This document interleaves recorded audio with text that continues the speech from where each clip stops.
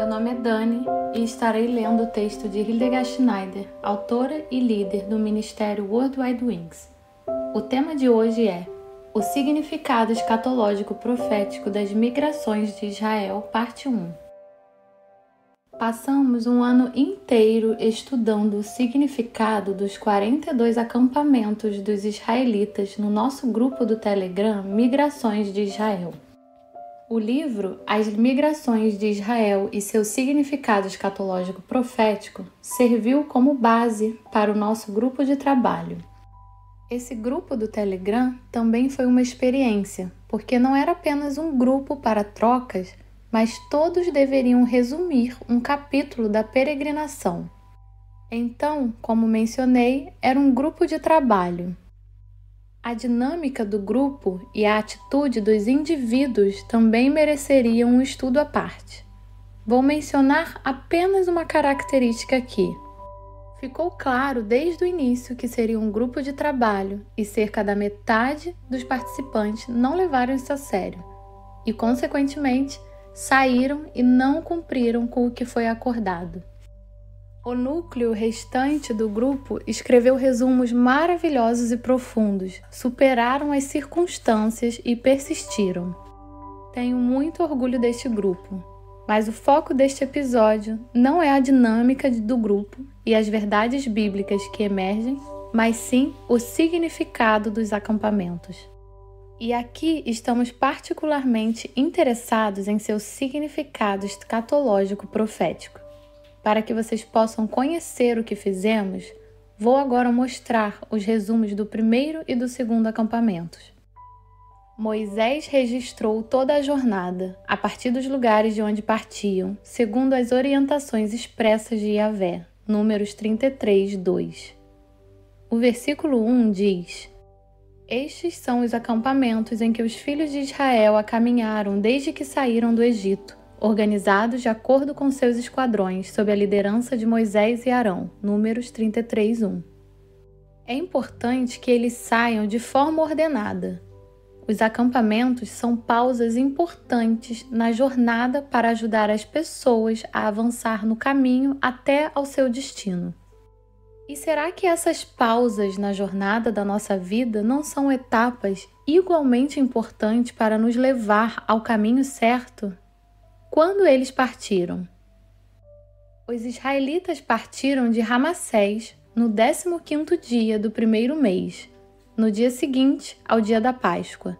Saíram eufóricos de mão erguida, em sinal de vitória, diante dos olhos de todo o Egito. Os egípcios sepultavam aqueles que dentre eles foram feridos por Yahvé, todos os primogênitos. Yahvé fez justiça contra os seus deuses. Números 33, 3, 4. É importante lembrarmos que o êxodo maior do qual Jeremias fala também começará no segundo dia após a Páscoa.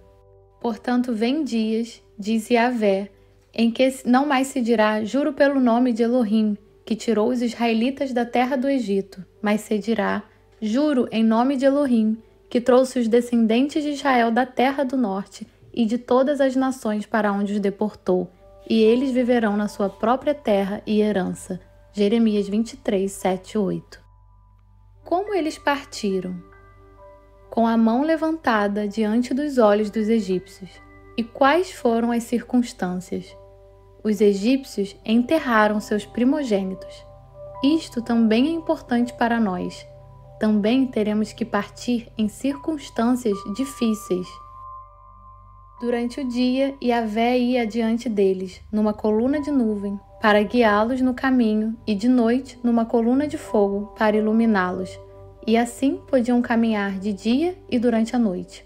A coluna de nuvem não se afastava do povo o dia inteiro, nem a coluna de fogo durante a noite. Êxodo 13, 21, 22. É importante observarmos que ele irá adiante de nós numa coluna de nuvem e numa coluna de fogo. O primeiro acampamento foi chamado de Sucot. Sucot significa acomodação temporária. Experimentamos uma separação entre nosso velho mundo familiar, uma partida para chegar à terra prometida. Entramos em uma dependência absoluta de Yahvé. Ele nos tirará das trevas, nos libertando das amarras da escravidão, nos guiará pelo seu braço estendido, que é Yeshua, e seremos o seu povo, um só, diante dele, e ele nos levará ao nosso destino.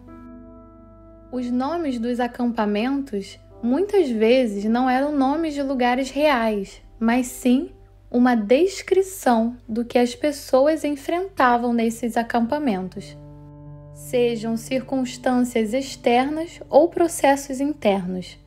E como as histórias têm sempre uma dimensão profética, encontramos isso no número de acampamento 42. E onde encontraremos o mesmo número no fim dos tempos? Na grande tribulação, que durará 42 meses. Parece que o remanescente do fim dos tempos encontrará 42 experiências de acampamento. Ou, em outras palavras, passaremos por 42 lições e testes que nos darão a oportunidade de crescer, vencer o pecado e mudar o nosso caráter. Do meu ponto de vista, este grupo do Telegram também ofereceu uma oportunidade de crescimento e amadurecimento que algumas pessoas aproveitaram. E é por isso que Yahvé deseja que estejamos preparados. E não vos entregueis à murmuração, como alguns deles resmungaram e foram mortos pelo destruidor. Tudo isso lhes aconteceu como exemplo e foi escrito como advertência para nós sobre quem o final dos tempos já chegou. 1 Coríntios 10:11. É tão bom da parte de Yahvé que possamos ser preparados por Ele.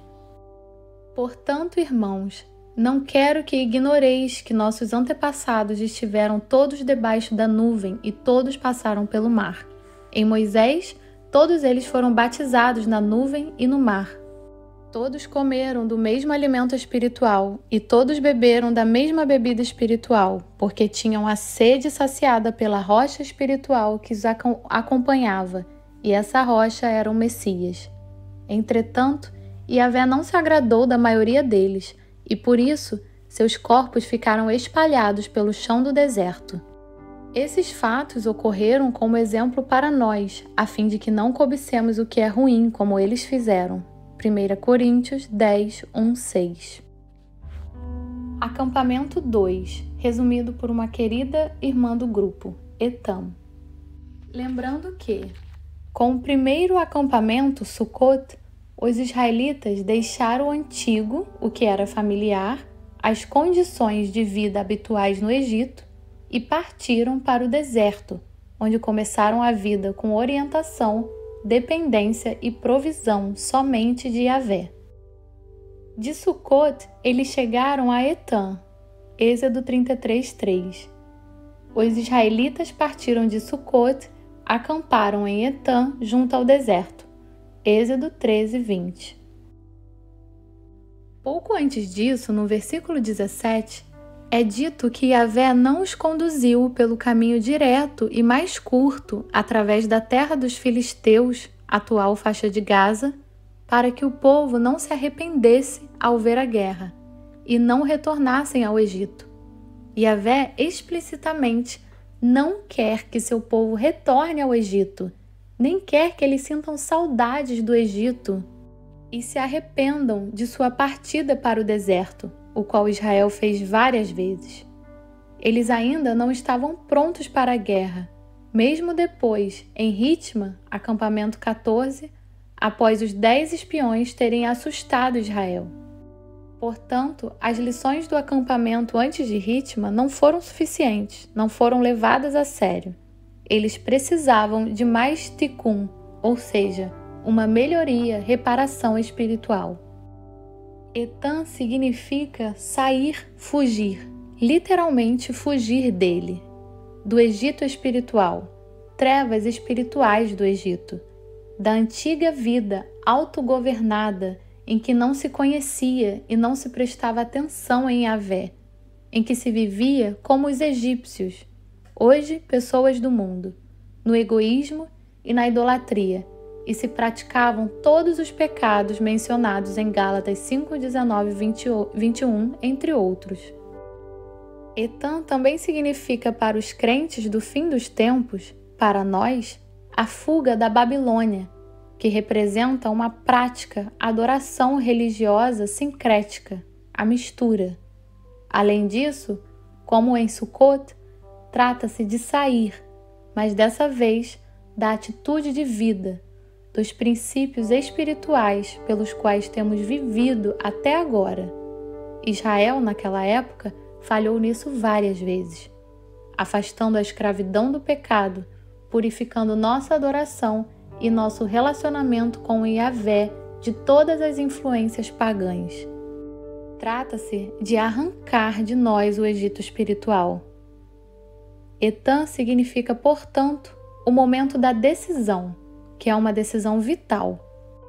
Sem total entrega à vontade de Yahvé, completa dependência dele e total confiança em sua provisão e orientação, nós, assim como Israel daquela época, não poderemos sobreviver ao período de nossas peregrinações no deserto, tribulação do fim dos tempos e a tribulação até o fim. O velho, com seu egoísmo e sua rebelião, nunca poderá herdar o reino dos céus. Apenas a nova criatura, nascida da fé, da devoção e da obediência à vontade do Pai. É por isso que a primeira geração, exceto Josué e Caleb, que ainda mantinha o Egito em seus corações e ansiava por ele, teve que morrer no deserto. Portanto, a essência da lição de Etan é: decida romper radicalmente com a velha vida e com a adoração impura e abrir-se radicalmente para a nova vida, confiando na orientação e na provisão de Yahvé. Sejam todos ricamente abençoados. Visite o nosso Instagram, The Torah House, e o nosso grupo de Telegram, onde você poderá baixar nossos livros e o livreto do curso básico de Fé Messiânica gratuitamente. O link estará na descrição abaixo do vídeo.